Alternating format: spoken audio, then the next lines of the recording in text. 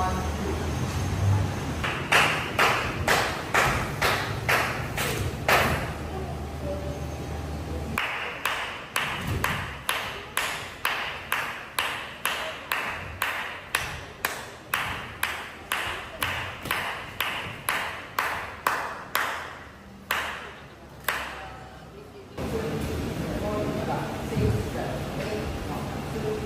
naman labo.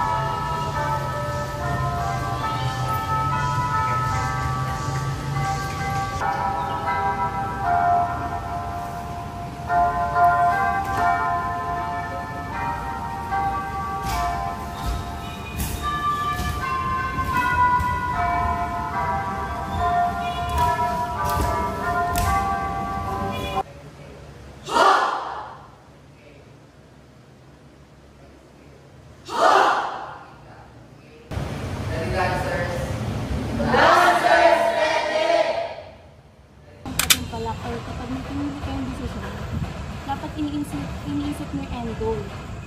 Ano ba yung end goal mo? Dahil ba hindi natin makuha yung end goal? Pero kapag nag-ending tayo yung end goal, panalo na agad tayo.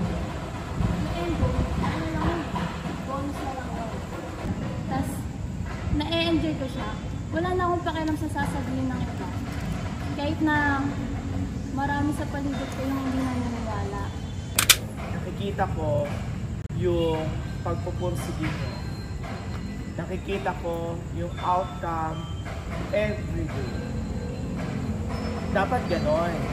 Kahit nakakapagod na magpe-prepare ako ng ganito, ganyan, I'm happy to serve yung mga batang lalaban. Because lahat kami nagtiwala sa inyo. Laging masaya. Diba? Dapat bawal malungkot. Bawal toyoin. Dapat always happy. Always positive thoughts. Sabi nga, kasi masaya tayo sa ginagawa natin. Okay? Yan. Tuloy yun. Mas magtubugbugan tayo lang. Lagi naniniwala kasi ako sa trust the process. Yung process, laging hindi perfect. Kasi kung perfect ang process, sa ating nagsisimula ang pagmamahal at pagtanggap. Hindi ka nag-iisa. Okay. Chloe, Sir Patag, Jeneline, ako, sila Renz, yung mga tao nasa paligid natin. Okay? Hindi naman natin to magagawa lahat. Hindi tayo makakapunta sa ganitong part kung nag-iisa lang tayo. Lahat yan, may katulong tayo sa proseso. Isipin nyo, ilang araw pa lang tayo nagre-rehearse. Sobrang dami na nating napagdaanan. Hindi naman tayo ganito eh. Ibig sabihin, may will si Lord kung bakit binibigay niya yung problem na yun. May will si Lord kung bakit binibigay niya yung mga ganitong senaryo. Kasi hindi niya naman to ibibigay kung hindi natin kaya. Worst come to worst, magkakasama tayo. At the end of the day, hindi ka nag-iisa. Okay? Kasama. Sorry. Pressure. Magkakaisa. Pagkakaisa. Gabi. Pag-ibig. Pangarap. Kagabi, proseso, ngayon, progress.